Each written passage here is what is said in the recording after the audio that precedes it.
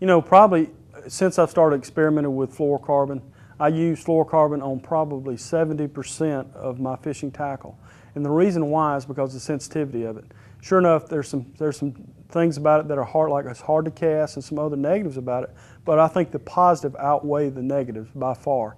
I tell you, I've caught so many more fish, I believe, and you get so many more strikes because of fluorocarbon. That's why I use it. But it's not good for all techniques, such as top water. If you're using top water, you want a line that floats. You know, fluorocarbon sinks, but top water, you'd want a line that floats. You certainly wouldn't want to throw your top water lure out there with a line that sinks down and affects the way that bait works in the water.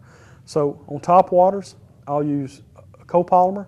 On things where I have a lot of heavy structure, I'll use braid.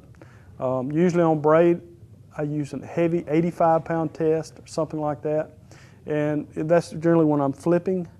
The times when I use a lighter braid is whenever I'm using a topwater frog, a situation like that where you have to pull the fish out of the vegetation, but you know the vegetation is not so thick that you just have to muscle him out, you know. Such as milfoil, hydrilla, I'll use, say, a 30-pound braid, something like that. But if I'm fishing lily pads like that, I'll use going up to 65 to 85-pound braid.